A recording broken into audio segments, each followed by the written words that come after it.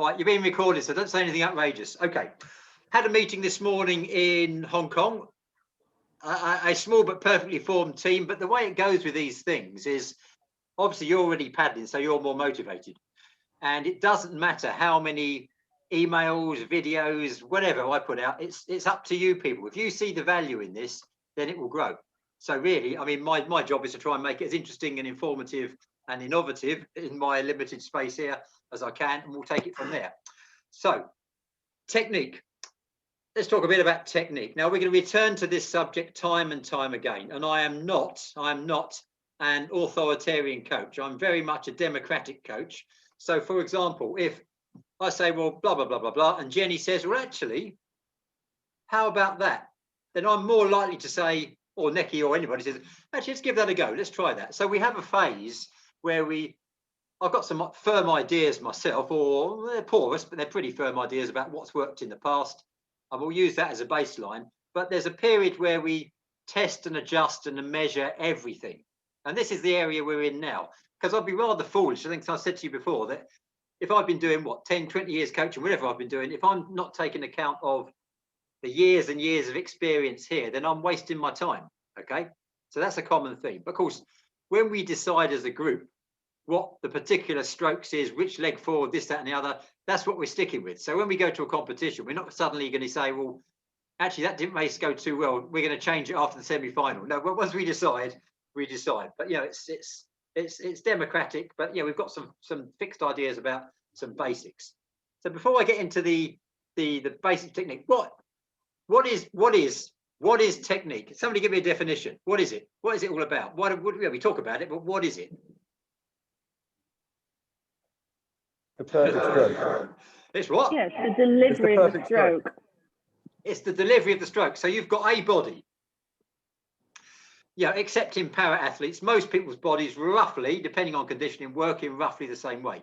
So if you defined sport, you'd say, well, you've got a body, more or less athletic, whatever it is, and we apply certain forces, use certain instruments, and deliver an outcome. And that's what it is. And the way we do that, getting the boat to move as fast and efficient and effective as possible, that's technique. That's all it is. Yeah.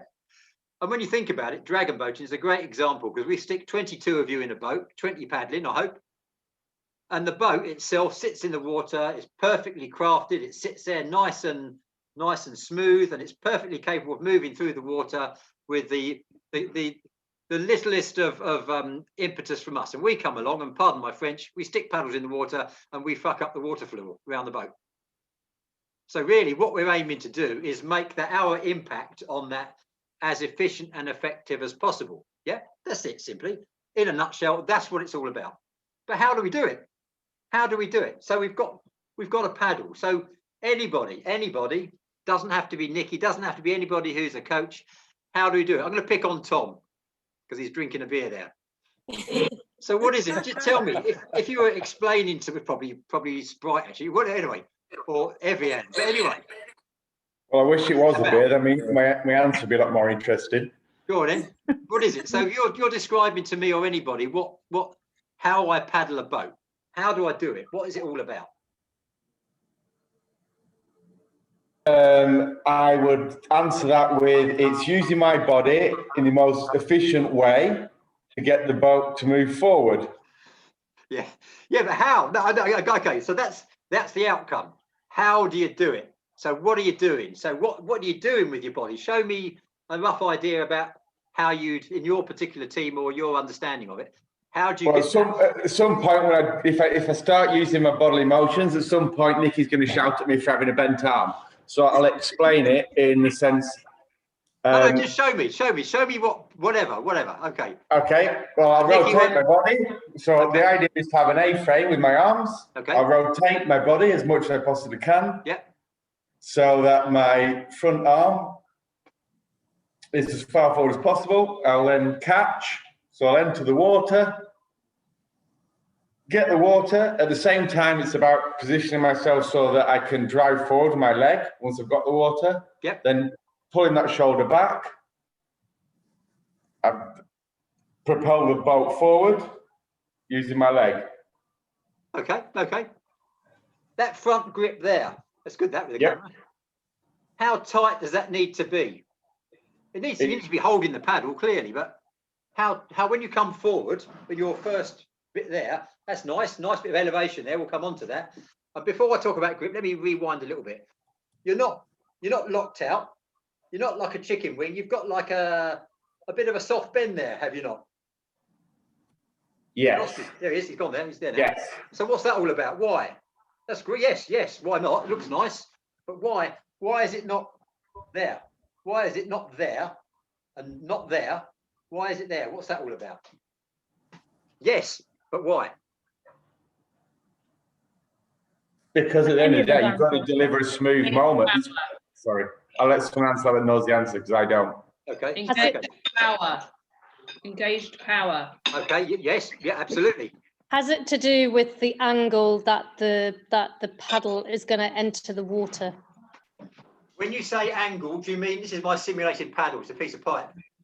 That Yeah. angle, that which one? Both So or- sorry, I don't. My camera's not working, so I can't actually show you. do it like the golden Tim, shot. Tell me, is this what you're talking about? go on the side. If you can go on the side. Yes. So it's basically yes. So it's the angle that the paddle enters the water. Yeah, that way. Okay. But obviously your arm's not right. Okay. What's wrong with it? So I can't see the top of your arm. Okay. All right. From the front. But that we're talking about that A-frame sort of angle to start with. Yeah. And he's talking about this soft bend here. It's not locked out and it's not a chicken wing. Yeah. Right. So somebody said delivery of power, engagement of body power, something like that. Who was that? I think, isn't it to do with you don't want it too high because you're overextending the joint, whereas if you're here, you're engaging your lats, which is a bigger muscle, so that's going to help you together with your pecs to drive. Right. A slightly bent arm gives more power. If you have a straight arm, you can't push down as much. If you have it slightly bent, you have more power to be able to force a downward motion. Right. Plus, you put extra strain on muscles as well. If you're tense, there's extra strain in the muscles, tensing them up. So you're going to waste some energy just tensing up. Right. As Let's well. unpack that. Absolutely, Catherine. Imagine my body power is contained in this cup. Yeah. The aim of the game is to deliver, in a perfect situation, the maximum of my available body power into the water. Yeah. Now, clearly, I'm going to sweat and I'm going to move around and I'm going to move around the position. So I'm going to waste some percentages of my body power. If I use some of my body power to be so tight, then I've got to overcome that. It's a bit like if I reach too far forwards, I've got to overcome that before I can get powerful. So yes. I forgot to mention it to you. But... Sorry, say that again. I missed it. You had a delay. No. Okay. No. Okay. Just coming on to Heidi May's point. You talked about the lats. Most people are familiar with the fact that your lats, one big muscle. You haven't got a lat here and a lat there. It's just latissimus dorsi. One big muscle, sheet of muscle across the lower back. It's like a cape, but it actually inserts here. So you can still pull with your lats at the bottom, but unless the top of it is unlocked, you're not going to be able to engage it. And actually, some of my Canadian friends, coaches, they talk about a locked shoulder. And they do this exercise, which, frankly, I think is a bit nonsensical because it's introducing too much stress. What they're actually doing is engaging the lat, not locking the muscle, not locking the joint. So they do this sort of exercise, and all they do is rotate into the water, which is not really desirable because the movement we want is more of that, isn't it? Because we want to get that positive angle on the blade. Yeah. Okay. If my arm is down here on the pull phase, I can still pull with the lat on the inside, but I'm losing that opportunity from that push down. Yeah. So there's a bit of a delay. So where to do with this thing? What time? After when? Tomorrow, I'm planning. to- Debbie, you need to mute yourself if you're chatting. Right. The dinner sounds good though. But anyway. So yes, we're looking for this idea of the volleyball strike on the front of the stroke. But then as soon as it's fully buried in the water and we've got an initial catch, then really most of the motive power is coming from the leg drive and the core pull, still lats, because what I want to be doing is generating as much force pushing back so the boat goes forwards. Yeah? Okay. You've heard the term, I'm sure, we're pushing the boat past the paddle, not the paddle past the boat. Yeah? I'm not sure. There's going to be a bit of chest involvement. I'm not sure there's a great amount of pecs involvement, certainly in the push down, but yes. So it's that upper body thing. But if I'm moving the paddle past the boat rather than the boat past the paddle, then all I'm actually doing is engaging the shoulders, maybe a bit of lats at the top and my chest, and I'm negating everything else. So the idea is you're locking the blade on the front. All paddle sports the same. Lock the blade on the front and then everything moves past that point. Like you're pole vaulting, posting a letter, people use different analogies, but that's the idea. Now, how much, once the blade is fully buried, how much force, and I say force, not weight, because force has magnitude and direction. Weight is just weight. So how much force do I want to be generating once the blade is fully buried?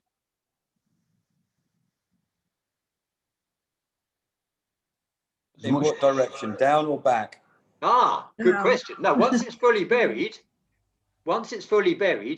then ideally I'm pulling back and the boat's moving forward. So I'll come on to that. And that's James' great point, because that's one of the major crimes against paddling, about that down and back business. But hold that thought.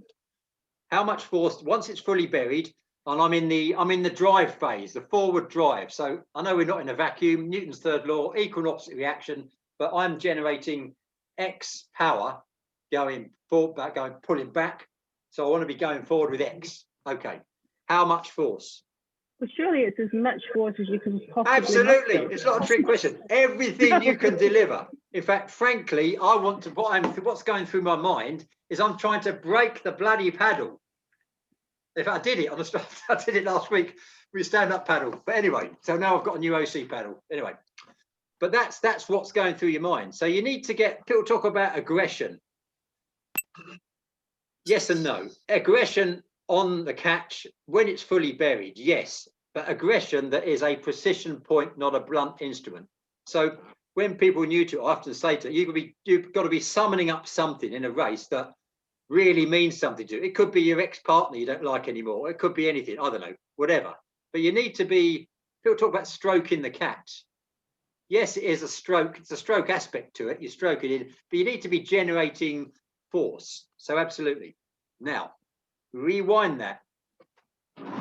If you apply that force, and this happens quite a lot. I know you don't like that. Nobody likes that. You know, the skim drill. All of these drills have lots of different uses. One of the main uses of the skim drill is you have to think about skimming it forward, turning it, dropping it, and then driving. And what you often see with people new to it, they'll go skim up and down, skim up and down. And from a coaching point of view, it tells you immediately that that person starts their drive phase before they get in the water, because all they're doing is going to their natural power point, skim up and down. And the problem is, if I'm starting my drive phase too early, then part of my power is pushing down, and so I'm pushing in an L shape. Yeah, very, very common thing that you can pick up on videos. So it's drop it, so it's nice and relaxed. And the way we sometimes do that is by gripping on. It's like Top Gun. You know, you're hanging on too tight. So you need to be holding the paddle, but how hard are you holding the paddle? Do you need to be, is it a white knuckle ride, or do you just need to be sufficiently focused to drop it in and then the power comes on? So how hard, next question, open question, how hard or how tight do you hold the paddle and when? Not very. Very tight. Right, well, I'm not going to lose it. Okay, so 2 phases. Think about the air work phase and the power phase. Okay, so the air work is probably, if we go for the 2 in the water, 1 in the air idea, then, I mean, for me, it works out, it's 0.66 or 0.63 of a second is in the water and the rest is out. But the air work, so the air work, I don't need to be too tight coming forward. I need to be relaxed but engaged so I can get forward to set up for the next stroke. Yeah, do we? I mean, Yeah. This is not. If you disagree or have a different way or a better way of putting it, this is what this is about. Okay, so we're pretty much in agreement on that. But this grip here, if I've got a loose but sufficient grip, and I go for I'm mainly a kayaker. The kayak grip is, if you see that, it's actually suspended between my lower fingers. I don't paddle with my finger in the air. There's things I use for that, but pretty much it's suspended between the V and there. I've got sufficient grip of the paddle, but this also allows me to generate that forward angle, which I'll talk about in a little while. What I don't do is grip it too tight, because 2 things happen if I grip it too tight during the air work. The first, if I tense my bicep, I kill the catch straight away, yeah? The second thing is, most people's hands are stronger in flexion than they are in extension. So if I grip too tight, I could, 1, foreshorten the catch, and 2, I can create an angle on the blade. Let me hold that thought. Let me get paddle.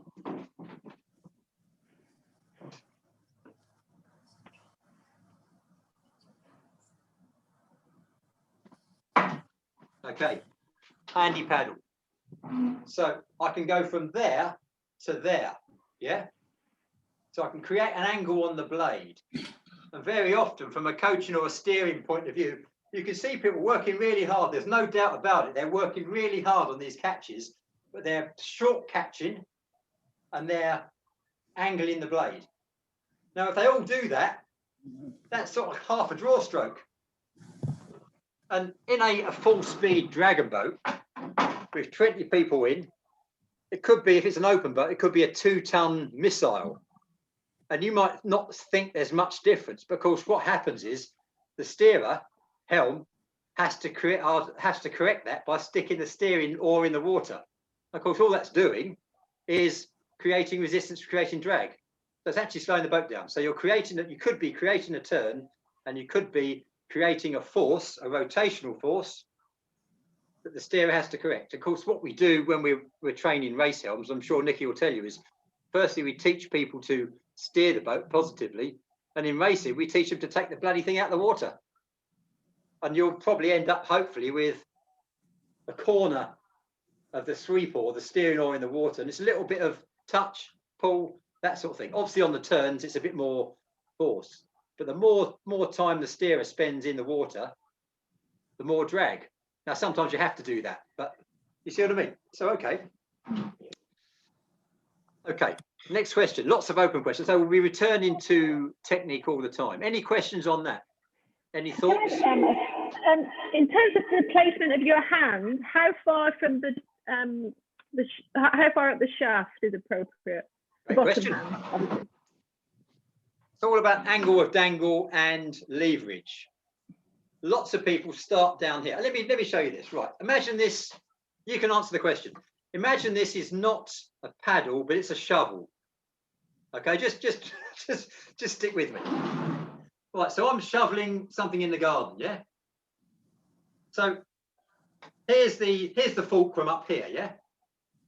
The load is here and the effort is here. All just standard leverage. So if it's a shovel and I want to move a big lump of stuff a short distance, where do I want to put this hand? Further down the blade. Or down here? Lower down. Lower down. So if I'm moving a big lump, a big heavy weight, a short distance, yeah? So say now I want to move a lump of something and I want to flick it over the garden fence, like people do occasionally, I'm told. Yeah? Do I want to be down here or do I want to be up here? Come higher up. Higher. Right, so if I'm looking for speed and range of movement, I'm coming further up here, yeah? So there for heavy weight, there for speed and range of movement. And it's all about effectively using the force you're applying. Now, clearly, when we're paddling, we don't want to be up here. But if you think about it, that's a shovel. If I just turn that hand over like that, it's the same sort of leverage that we use when we're paddling a dragon boat or any paddle. So it's the same in terms of the fulcrum, the load and the effort. It's exactly the same, except that hand is spun round, but the same thing's happening. So where in a race do you want to generate most static strength or immediate power? Where do you want to do that? Start. So the start sequence, whether it's 20, 30, whatever, 15 strokes, whatever you do, the initial parts of the race, you want to be generating maximum effort, because if it's an open boat, 2,000 kilos, ladies boat, 16, maybe 15, 16, 50, something like that. But a big lump of weight, we want to start moving. So I would suggest we want to maybe be further down the paddle shaft to get the boat moving. But as it starts moving, and we're talking about speed and range of movement, you might want to come further up the paddle. So my question is this, and it's a great question, or my answer to your question is, it depends. Now, that's not a coach's get out. What you've got to do is, especially if you paddle a single boat, try different things. Yeah.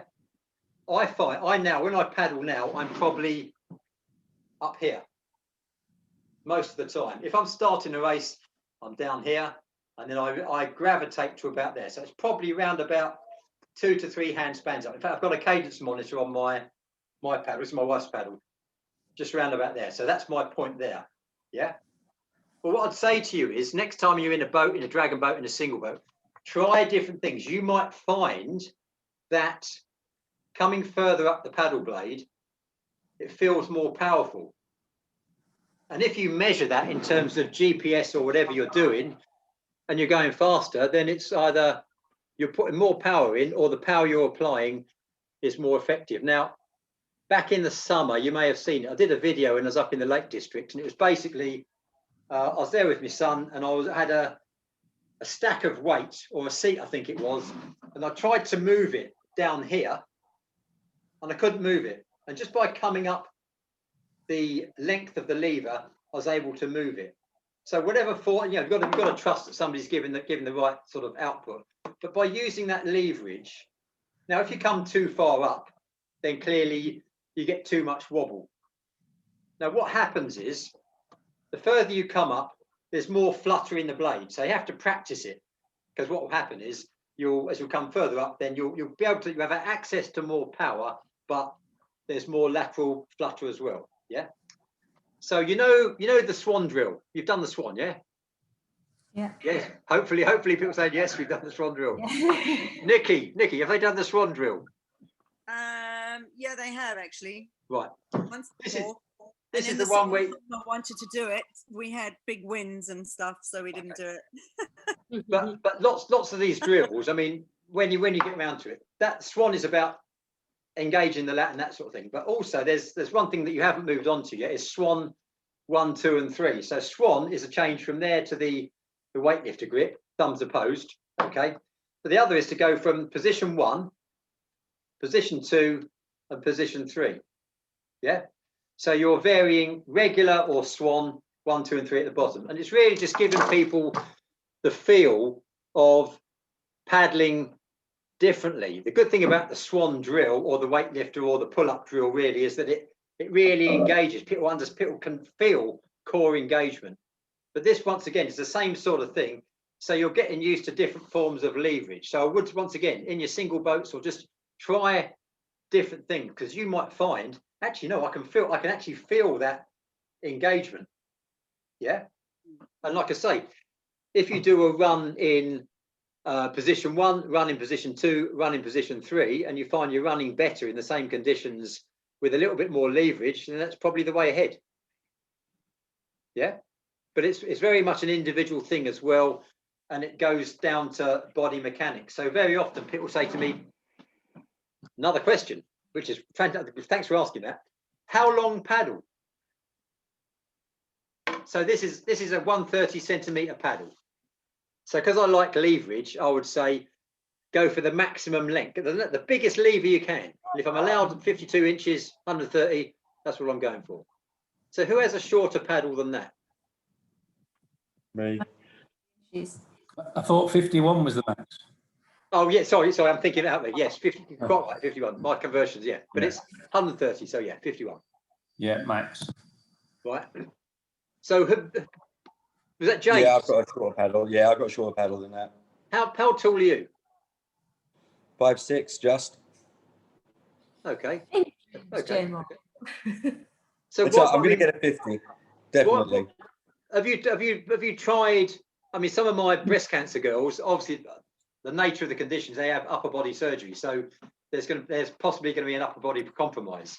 But how did you end up with a short? And how big's your paddle? 49. 49. Okay. So, how did you end up with it? It started at 46 and it just kept getting larger and larger. 46. Yeah, it was a free one. Oh well, okay. Because very often, I mean, when I first started, given I came from kayaking, I was given a paddle, and I think it probably a 49. And okay, fine. So why have I got this paddle? And I was talking about the measurement from here to here, and apparently there's some measurement that when you're sitting down, what's that got to do with anything? I mean, yes, in terms of lat engagement, but of course I don't paddle at my hip. So I think when it comes to what I'd normally say to people, I mean, fine, if you're comfortable with that and happy with that, but I would normally say to people, you could go with a longer, the length of paddle, but then instead of varying that length, vary that length. You see what I mean? Yeah. No, I tried Nicky's 50. I tried Nicky's 51 last time I was out there, and I definitely felt more power with it. So the next paddle I get will be. Yeah, I mean, it stands to reason, does it? The more leverage, so you've got X power. So I mean, right. Imagine a big rusty nut. So I'm next to Paul, right? You might notice your configuration is different. So Paul's head is a rusty nut that hasn't moved in many years, okay? And I want to move that rusty nut, okay? So I come in with a paddle. I come in with a spanner, right? Do I want a spanner that's that long or that long? No, the longer spanner works. Right, so that's what I would say. So what I would say is just try different length paddles, but notice obviously you can change this, you can vary this as well. Okay, so it's not just you have to have this paddle. Try different things because there may be. I mean, I was surprised if you just said to me 10 years ago that 1 inch makes a difference in paddles. No double entendre intended here, especially in outrigger paddling. You know, I've got a 53 and a 52 outrigger paddle, and the 52 I use for short sprints and single boat, and the 53 I use for OC6, V6, and it makes a difference. I mean, why an inch makes a difference, but it does. It just does. So the thing is, it's what works for you. But say do try maximize your leverage, but think about that bottom hand as well. Okay. Lots of things to talk about. Any points on that? I'll say I'm jumping around a little bit, but I'm going to be returning to technique. And what I'm trying to do is I'm playing battleships a bit because I'm looking for somebody to say, how about this? How about that? That's what I'm trying. So I'm trying to draw some stuff out of you. I've got a question. So once you've you've plunged the paddle in the water, you've caught the water. Is there much difference between, as long as the blade is submerged, is there any advantage to going lower? Well, depending on if it's flat calm, the blade has to be fully buried. That's another great question. Let me try and get the angle so you can see this. What I'm aiming to do, look at my little finger, okay? So my little finger, when I'm at the front end, the little finger is just touching the water. Now, I can tell, just hear me out on this before you, I can tell you lot are the laziest bunch of paddlers I've ever met. I say that because you're human beings, right? And you're not being chased by a saber-toothed tiger. So the average human being, when they're put under stress, will want to be lazy, right? Because you're trying to work hard. This is definition. There's a difference between sport and performance sport. Because it's not life or death, is it? This is why you can always paddle faster in the last few meters on an ergo. You could always pull something out at the end at a race because it means something. You can see the finish line. Most people, if they allow their body, they'll be lazy. So, Rachel, that cat behind you who's trying to claw your head, right? He or she will work hard when they have to, right? They'll work hard. If that was a leopard, they'd work hard, catch some prey. Cheetah, apparently, fastest animal on the planet, will work for 100 kph for 10 seconds and then give up. So once the cat's fed, it'll just go to sleep. So if he doesn't have to work hard, he doesn't. And that's what we are. We are basically wild animals, aren't we? So when you're paddling, you work hard when you have to.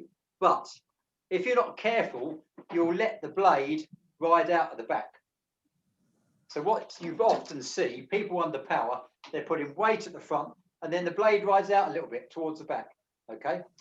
So the answer to your question is the depth is sufficient to make sure that blade is fully buried all the way through the power phase. And we're talking about the catch point, the power point, and the spring off the back, if we're going in that direction. So all the way through that phase.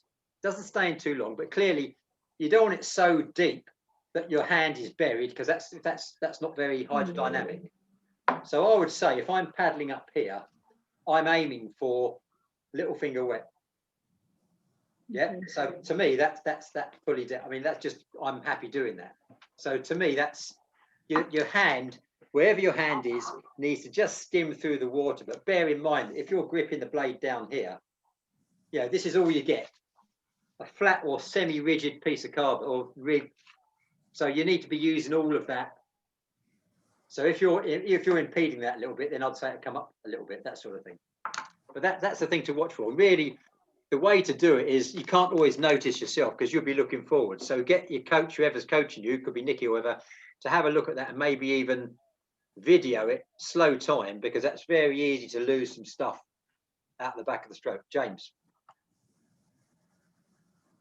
Nope. Oh, I thought you were just going to sort of come up with a pearl of wisdom. Right? No. Okay. Just moving on from there.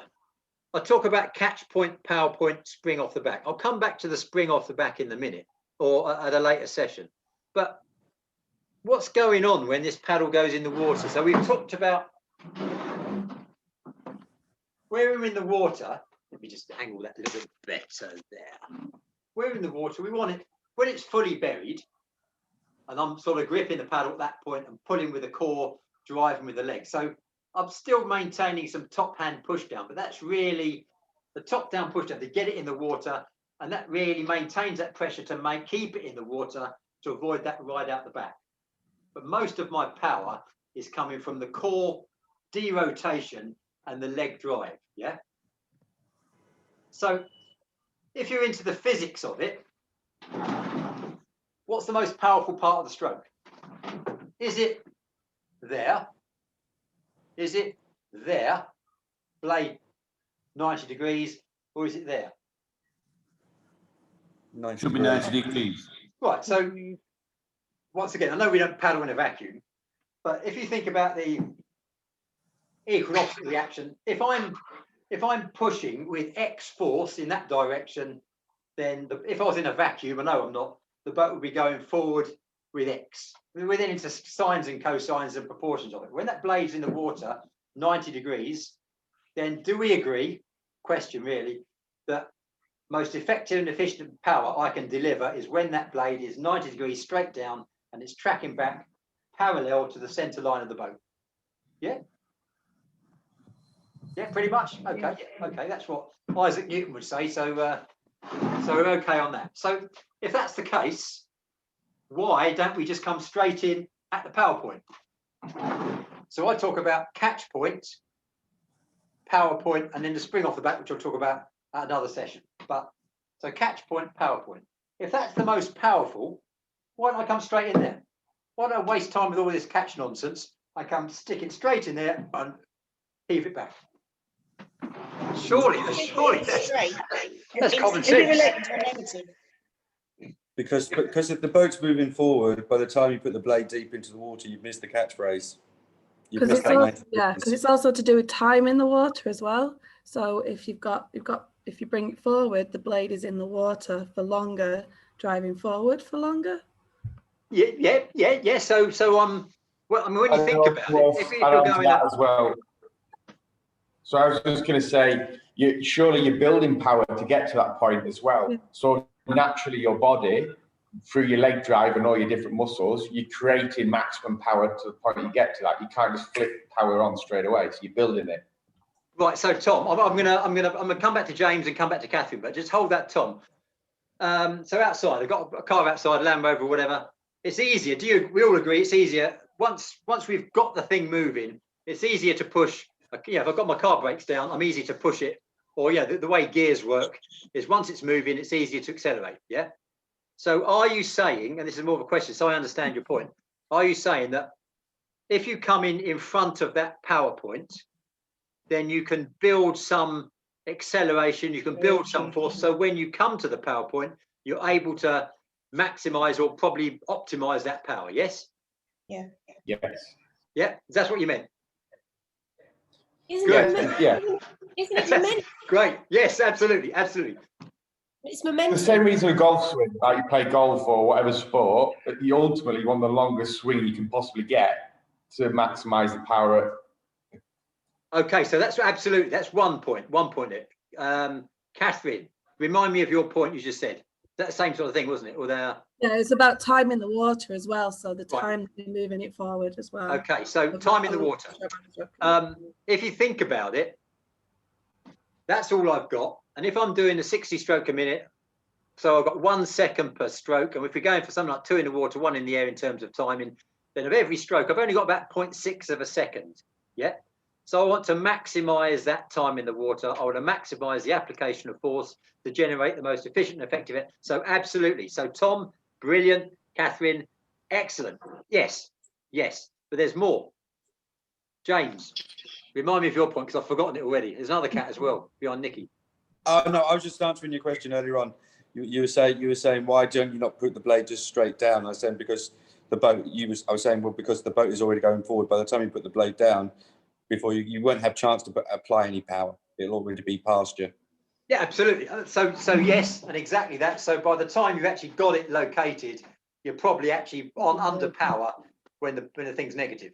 Yeah. Okay. So all of that. So in answer to the question, what's the point of the catch? There's another thing. There's another thing that is absolutely vitally important. Lock and load the blade so you can move. Yes, let's unpack that a little bit. So yes, lock and load, great term. Ideally, great term for it. So you lock it on the front end. But what else is going on? So we've got boats going in that direction. So there's the catch point. And it's probably 30 centimeters maybe between the catch point, and I call this the power point. Some of the Americans call it the sweet spot, or it's point of maximum effective and efficient power. Whatever you want to call it, sweet spot, power point. So yes to all of that. Accelerate the blade, maximum time in the water, lock it on, load it. Yes. But what's the point of the catch? It's going in at this forward angle, this positive angle. What's going on? Why is that? And for those of you who are outrigger paddlers, you'll notice your outrigger paddle has got a dihedral on it. So it creates a positive angle. Apart from looking nice, it's not a design fault. What's the point of it? Why? Is it because you want as kind of a silent entry, where there's less ruffle of the water as possible? Yep. You're going in silently, so you're not creating any drag, disturbance. Yeah. So you're basically, they call it cavitation. So you're not taking, you're introducing a paddle into the water. You're going to be taking air down in to the water, obviously. But what you're trying to do is create as little disturbance as possible. So you're going for that clean entry so you can lock and load, to use Nikki's term. Yes. There's another reason. Yeah. Right, let's draw this out. Deborah, what is the other reason? So we've got accelerating in the water, we've got lock and load, we've got maximizing time in the water, clean entry. Well, it's like you hit the resistance, so you're actually grabbing and pulling it past. So you're grabbing, you're getting resistance. So you've got something to pull past you. Yes, yes. So boat past paddle. Yes, yes, yes, yes. Another one, Rachel. There's one more. To keep the boat lifted? Oh, brilliant. What do you mean by that? You're maestro. What did you mean by that? Lifting. So when you're having an entry here and you're pushing down through, it's going to lift the boat. It's going to push the water down, but lift where you are up. So it's less resistance. Right. Yeah. Okay. Just hold that thought. Beautiful. Because any other points, Jenny? Are you also creating, does it create the molecules of the water so it becomes denser, so therefore you create more force? Maybe. Maybe. That one's beyond, that's beyond my pay grade. Maybe. There you go. I don't know about density, but hold this thought. Sorry. When I first went paddling, I was always taught to imagine that you're not paddling through water, you're paddling on sand. So you're trying to move the boat on the sand. So it was like, so that would be trying to, you wouldn't, if you're trying to move the boat on sand, you wouldn't put the paddle in next to you to move it. You'd put it in as far forward as possible so you can get that drive and get the boat driving forward. And then that way it was like, it got in the idea as a beginner that you're not pulling back the sand. You can't pull back the sand, you're pushing the boat forward. So and I think there was a video of the Canadians and they were doing it on ice. So basically the boat was on wheels and they were paddling on the ice in winter and they were using like a plunger type thing, like a stick. Oh yeah, yeah. And that was the video that we recommended to watch to get the idea in our head that we're not moving the water back, you're basically burying the blade and you're driving the boat forward. So I think that analogy, you think, you want to get the paddle quite far forward so you've got that drive to get the boat forward. That makes sense. Yes, yes. That's to your earlier point and to the lock and load point. But coming back to Rachel's point about lift, have a think about lift. A little bit of physics, not a great deal. So the paddle's going in that direction, okay? Front of so positive, neutral, negative. So neutral, power point, sweet spot, whatever. Like I say, Newtonian physics. I know we don't paddle in a vacuum, but in an ideal situation, I'm pushing in that direction with X, boat moves forward with the same equal and opposite, if you like, yeah? So that's straight pull. If I'm pushing down, it's a rotational stroke, isn't it? So that angle there reduces down to 90 degrees or 0, if you like, and then off again. So at the front, at the catch point, where's the force going? Pressure on the blade. So So I'm generating, like I say, it's force, it's not weight. It's got magnitude and direction. See, it changes. So there at the catch, whether that's depending on your arm length, whether it's 45 degrees, more like 50, 60, whatever it's going to be. Where are the forces acting on that blade? The underside, so they're lifting the boat out of the water. Right, so some of the force is pushing down or in that sort of direction. Some of it is going, as it comes down, that force changes, and then all the force is going in one direction there, isn't it? Which is why that's most efficient. And at the back, if I leave it in the water too long, then actually now what I'm doing is I'm pushing up and that's pushing the boat down. So if I'm too heavy on the back, we'll talk about springing off the back, pushing off the wall later on, because it's really got to get it right. Because if you get it wrong, what you put on at the front, you take off at the back. But have a think about this. At the front end, and this is probably 30 centimeters, depending on your length of your arm, something like that. It's not long to be working in. That force that is pushing down, the almost vertical component. If we're all doing that effectively, what's happening to the boat? Popping out the water. Well, if it pops out the water, but the point is, it could be a 2-ton boat, but if 20 people are doing that effectively, you can lift it. Lighter. Correct. So I say you're not gonna be on a skeg. You're not gonna be skimming down the middle. If you are, fantastic. But momentarily, and it's going to be a fraction of a second, that boat will be lighter, will it not? You lift. Yeah, less friction. Yeah.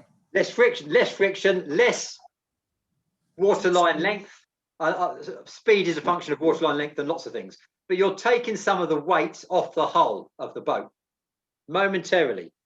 By the time you get to the power point, if that weight is still off, and it will be, you will be applying your maximum optimum force to a momentarily lighter boat. So it will go faster. And talking about the Canadians, I learnt this from the Canadians from watching them, because with successive World Cups, World Championships, strong as they are, when I was coaching the Premier team, they were getting off the start faster than us. But when we got up to speed, we were going down the race course at the same distance behind them. But they were more efficient, more effective, getting up to speed. So they created that. So we were basically sucking up their wash. But person for person, we're probably as strong and fit, but we weren't as efficient in generating that start. So if you can accelerate the boat faster, if you can work that front end, then you're going to get, it's far better in a race, as you all know, to have your nose ahead, tail up. If your nose is behind, you're psychologically, well, you're behind anyway, and you've got to work past the wash anyway. So we will spend so much time talking about the catch, working the catch, effective of the catch, timing of the catch, everything, because that will give you the strategic advantage of getting your nose ahead in a race. Yeah. Now, so does anybody disagree with that? Right. Okay. Last point today, because I'm not going to overload you today. So we're on 53 minutes.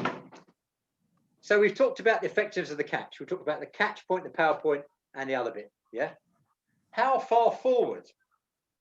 So, I mean, logic would suggest that I personally think the importance of that catch, well, it is really important. So perhaps I want to work that catch, the length of the catch, as long as possible. Perhaps I want to reach right out here and actually lay on the gunnel so I can get as far back as possible, so I can create as much space to accelerate faster. And to take Catherine's point, the bigger space I can use, that gives me a longest possible stroke length. And I've got more time to take James's point, where I can accelerate the blade through the water to get to the power point. What do you think about that? Reaching as far forward as I can. So I'm always not as powerful. That's wasting efficiency. It makes the boat bob. It certainly will make the boat bounce, because you'll be throwing your weight forwards, right? And you'll see boats that do that. You know, when I say throwing weight forward, you'll see crews that can lock on the water and get their force over the blade, and they're moving forward. But because the blade's in the water, that's transferring straight into the blade rather than that pitch and roll. So yes, Catherine, you talk about yeah, it's to do with efficiency. Like you're wasting energy sitting up again. So you don't want to waste any energy on the sit up. Right. So it's a fine balance between time in the water and the length, but also not overextending, so you're wasting energy. And how far forward is too far? Bearing in mind our arm lengths are different. Just so you can comfortably rotate. So it's a rotation, not a drop. So it's like a rotation and lean rather than a plunging down and having to use energy to sit up. But how far? Well, you need to make sure that your muscles are engaged, because if you go too far forward, you lose force from your muscles because nothing's engaged anymore. Okay. So for me, it's about there. Okay, well, it's about there. Yeah. Now the way to do it is, if all you do is sit in your boat, and Nikki will probably do something very similar to this. You'll set up, however you set up, soft bend or whatever, and you get them to lean forward, find that comfortable position. And then overextend. There comes a point at which, no, I'm too far there. So I might be using 2%, 5%, 10% of my body power, overextending which means I've got to overcome that before I can get powerful again. I call it the ice zone. Impact, contact, engagement. Different sports call it different things. It's this area in front of you. Imagine I've got a Swiss ball in front of me. This is the area where you're dexterous. And there's something else I do with paddlers. And I get them to stand like that. And I just get them to push my arm forward from there. That's quite strong. Then I move it there. So, you know, they're trying to pull my arm back. So from that point, yes, I can generate some strength. From that point, I can generate lots of strength. Then I'm getting to do that. And now they try and generate force from behind me. And it's amazing how little strength you've got, because you're configured. Anybody from outer space, any aliens in the house? Right. So most human beings I know are configured to be strong in this area here, where you're strong and dexterous. So you certainly don't want to be paddling back here, but you don't want to be overextending beyond, I call it the limit of your strength and dexterity. And really, it's that, yeah, when you start straining, then you've got to overcome that. So exactly that. So for different people, it's different. So if you've got a very long arm, then fine, okay. But if you've got to work out, you've got to be hitting the catch at the same point. Okay, that's vitally important. People say, well, so if I've got a shorter arm than you, what happens at the back end of the stroke? Well, the back end of the stroke is less important, to be honest with you. And if, I don't know, say for example, Heidi May, how tall are you? 5'2". Okay, so I'd imagine your arms are slightly less long than mine. Yeah? Say they are. Yeah, they are. Look, you can see that. Hang on, let me just move over there. Right, but you see what I mean? So as long as we're making the catch at the same time, the fact that Heidi May is actually clearing the water at the back, it's going to be a couple of inches. It's not going to make a difference, yeah? What you're doing there, as long as you're doing the same thing the same way, there's going to be a slightly different length in stroke length, so long as the catch is the same. So if Heidi May is actually coming in here and I'm coming in there, that doesn't matter. And so if anything, you adjust at the back. But the important thing is that area of strength and dexterity and making sure you're not over compensating, because you see some old British teams who've been paddling since the 70s. It looks ridiculous, actually laying down on the gunnel as if that's anything, and it's just nonsense, total nonsense. Anyway, soapbox over. There's so much to talk about when it comes to technique, and what's really important is that you're sharing ideas, because very often you get people who've been paddling for years and they say, you know, I've been doing this, I've been doing it. So why are you doing it? Well, because the coach said so. Well, fine, okay. Did you actually ask why that was? No. Okay, fine. But the point is, my thinking is, if you're coaching somebody, if they understand what you're trying to get towards, then they're more likely to buy into it. If they're going to buy into it, you're going to do it. If you understand what I'm talking about here, and I know you all do, in terms of changing the lever length, at least when you sit in a boat the next time, you might try that. You know, actually, no, it works. But if it makes no sense to you, if it's just a load of old blah, then you'll never do it. And you'll just be paddling the same way in 10 years' time. And that might be great, because you may be the perfect paddler, but you only confirm you're the perfect paddler by trying different things and see what works for you. Yeah? Do you sort of broadly agree with that? That's it. That's it. That's it. End of story. Well, no. Right. So I'm not gonna keep you much longer than that. We'll do, like, if you're happy with it, 60-minute segments. But I'm really interested. What is most valuable for me, from a coaching perspective, is getting feedback from you, so you can see people's understanding of it and how it's very often how you've worked it out for yourself, either with or without the assistance of a coach. Yeah, that's really vitally important. So, any questions about anything, what we do moving forward? Are you happy with this sort of format? Yeah. Well, I'm doing the next few Wednesdays, because, like I say, it doesn't matter how many YouTube videos I make, how many emails I write. Teams is a pain in the arse. I don't know why I'm using it, but it is a pain in the arse. Anyway, but I'm stuck with it. But it doesn't matter how much I write. It's you people. If you see the value in it, then this will become double next time, or whatever it's going to be. So that's important to me. Any questions you've got? There is no stupid question, because as you all know, if you've got a question and you keep it to yourself, you can bet your bottom dollar that maybe 40% of the people have got the same question but don't want to ask. So it's all about asking the questions, because it just aids understanding, and it also helps us from a coaching point of view, both me and Nikki. If there's some checkpoints that we need to have a look at, then we'll do that. Yeah, and that's what it's about. Okay, that's all from me. I know I talk a lot, so sorry about that. So rounding off today, Paul and Chrissy, any final points? No. I'd like next time. I'd like to know more about the top arm, where you want it to be. Yeah, Something like that, Paul. I can tell you now, pretty much. Soft bit. Certainly not joint locked. Certainly not chicken wing. You will find a position that's something like that. That's just that sort of thing. Yeah. So you can engage that lat, not disengage it or lock the shoulder, pretty much. But yeah, okay, fine. Tim Smith, I know him. Heidi May. That's really interesting. Thank you. Good. Joanne. Next time I'd like to talk about paddle length, because I find that I've not had much experience with a longer paddle, but if I do use a longer paddle, I find that my paddle feels buried. I'm used to a 48, and I just find that I either flagpole with my top arm, or I feel like I'm buried so that my catch is slower. So that's something I'd like to discuss next time, and I know it's my error, but I just want to know about that and how I can rectify it, and you know, and whether I should just stick with what I've got, or I don't know, change. I only smile because I was just going to go into coaching speak. So it's not an error; it's a development point. But anyway, you know what I mean. Yeah. Just define flag.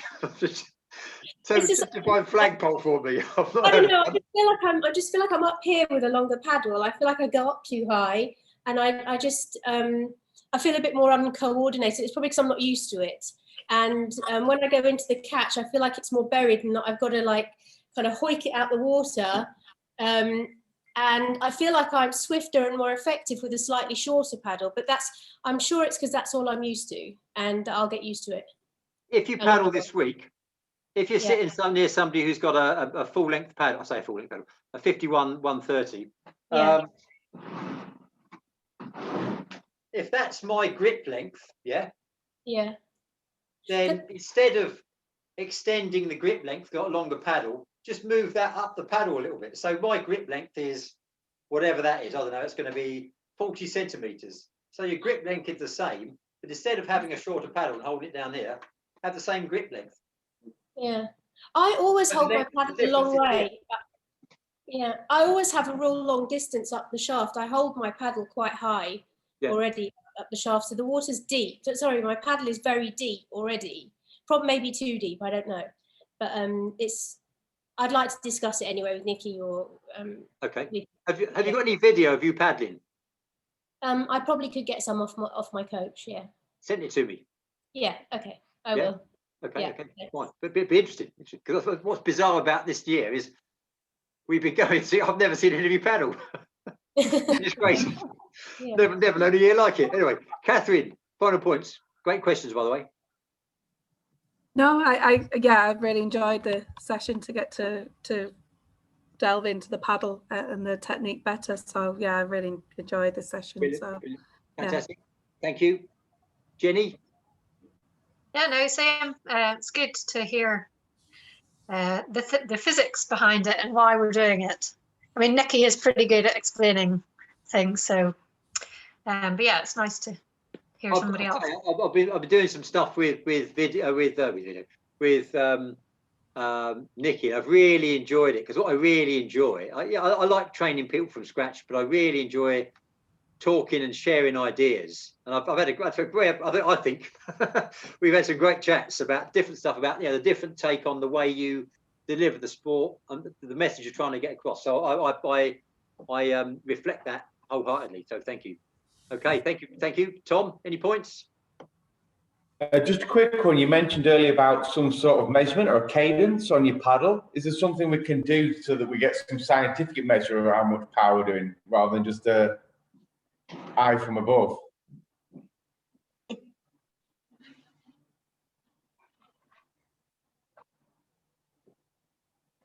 Doesn't like you, Tom. He's gone. Oh, you didn't like that one, did he?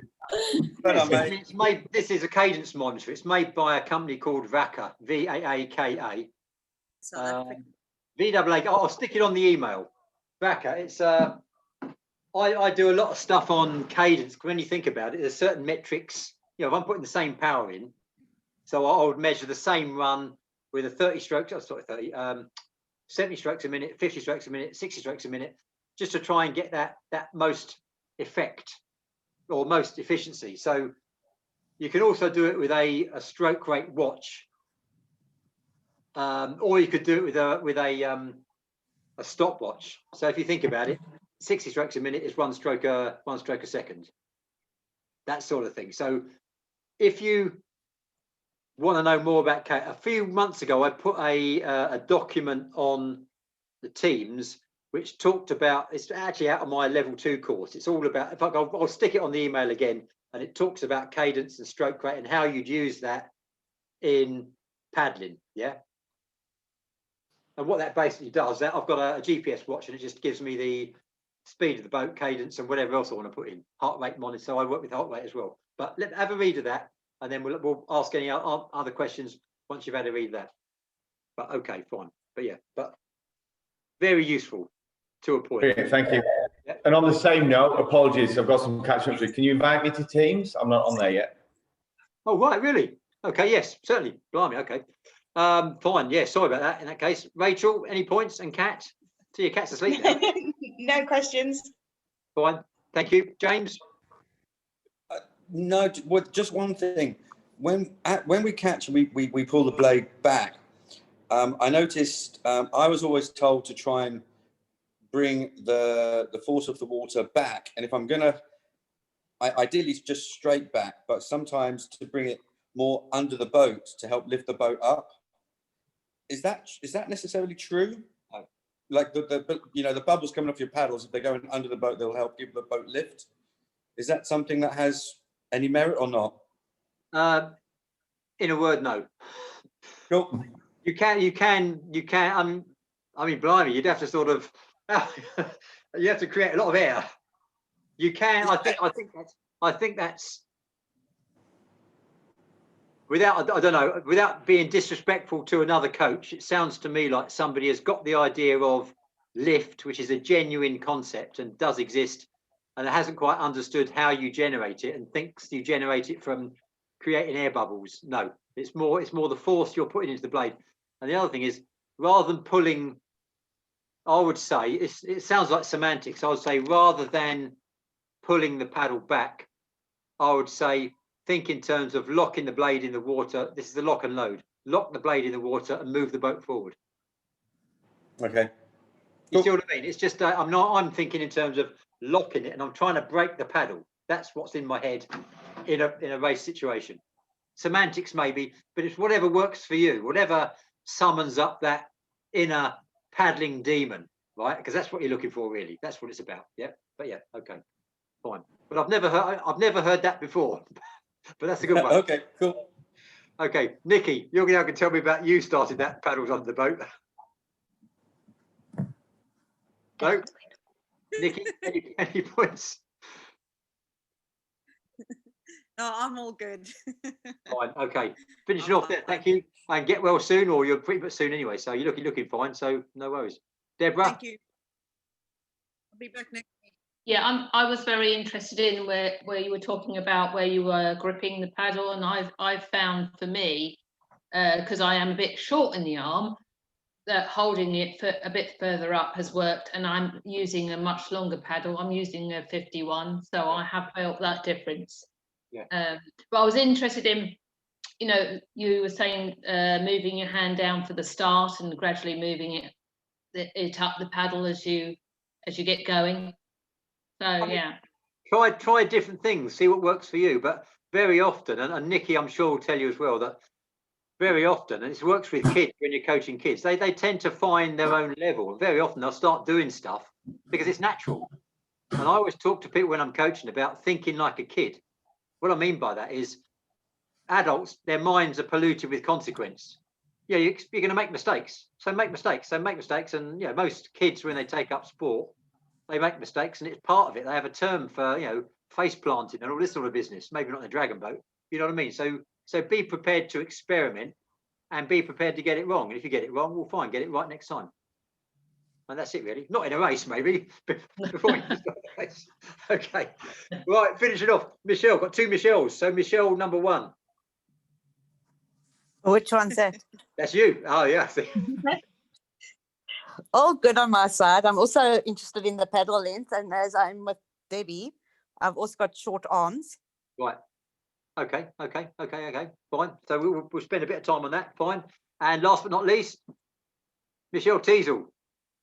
Hello. Very interesting. I haven't been on a boat for quite a long time, so it's just a very good kind of revision session for me. I found last time I was in a team with Michelle, it's really good having a drummer stroke cox fully engaged with the process, because they're basically, they're seeing what you're doing. You see what I mean? And it's really a useful thing to have some critical analysis. It's all critical friend stuff, isn't it? It's all about making the boat go faster. Having a drummer cox who can pick on those points and say, you know, we need to be doing this, we need to be doing that, because that's under attention. That's who you listen to. Brilliant. Okay.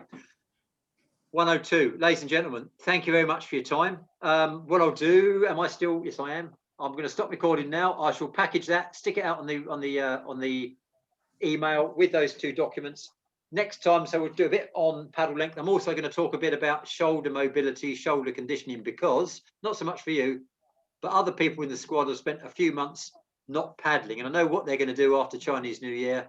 They're going to jump in the boat, go over the top, and get injured. So we'll do a little bit about that as well. But like I say, it'll be a rolling program, and we'll be returning to technique again and again and again. Okay, all done. Promise. Zip. Thank you. Have a lovely evening. Thank you. Talk to you soon. Thank you. Bye. Bye. Good night. Bye. Bye, guys. See you Bye. soon.